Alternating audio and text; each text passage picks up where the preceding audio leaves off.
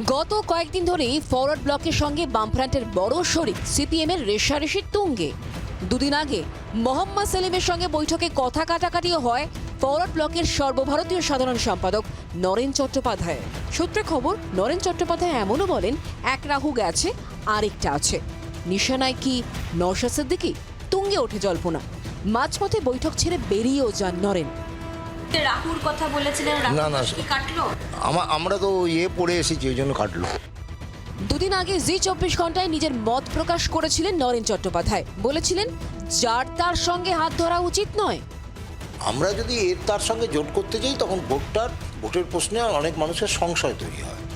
রবিবার বামফ্রন্টে বিমান বসু মোহাম্মদ সেলিমের সঙ্গে বৈঠকে কড়া ধমকের মুখে পড়তে হলো নরেন চট্টোপাধ্যায়কে।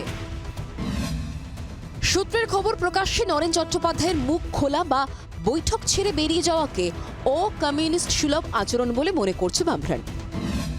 আর তাতেই ক্ষুব্ধ আলিমুদ্দিন। মোহাম্মদ সেলিম, বিমান বসুরা বুঝিয়ে দিয়েছেন নরেন চট্টোপাধ্যায়ের বক্তব্যকে তারা ভালো চোখে নেননি।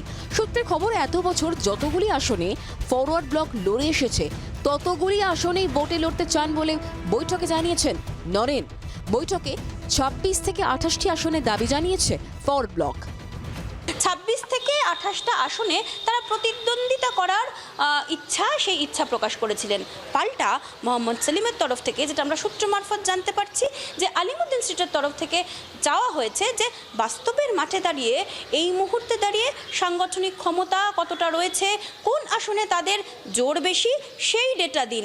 তার পরিপ্রেক্ষিতেই চূড়ান্ত হবে কতগুলো আসন পাবে বা কতগুলো আসন দেওয়া হবে ফরওয়ার্ড ব্লককে। বামপন্থীদের মধ্যে মতপার্থক্য ঝগড়া হতেই পারে, কিন্তু আলোচনার মধ্য দিয়ে মেটে এটা রাস্তায় যাবে না। ঝগড়াটা মিটেছে, সব মিটে গেছে। রাস্তায় কারা এনেছে? নাস্তা আমরা বলেছি, ভুল বোঝাবুঝি অবসান হয়েছে এবং বামপন্থীরা ঐক্যবদ্ধভাবে বিজেপি তৃণমূলকে পরাস্ত করবে, সেই শক্তি নিয়েই দাঁড়াচ্ছে। জি 24 ঘন্টায় পাল্টা করা জবাবও দিয়েছিলেন সিপিএম সাংসদ বিকাশ রঞ্জন ভট্টাচার্য। তা থেকে মনে হচ্ছে যে উনি বোধহয় খানিকটা হতাশগ্রস্ত হয়ে এই কথাগুলো বাইরে এসে, তো লাভটা কি হলো? এতে কি ফরওয়ার্ড ব্লকের ভাবমূর্তি বাড়লো? ভোট এলেই প্রার্থী দেওয়া নিয়ে বামফ্রন্ট শরিকদের দর কষাকষি নতুন নয়। 2021 থেকে 24-এও ফ্রন্টের মধ্যে কাজিয়া দেখেছে বাংলা। অতীতে শরিকরাও সিপিএম এর বিরুদ্ধে দাদাগিরির অভিযোগ তুলেছে। এবার ফরওয়ার্ড ব্লক সহ ছোট শরিকদের আবদার কড়া হাতে মোকাবিলা করতে চাইছে আলিমুদ্দিন। পারবে কি? মৌমিতা চক্রবর্তী রিপোর্ট, জি 24 ঘন্টা। বাংলার আওয়াজ, বাঙালির আবেগ, জি 24 ঘন্টা।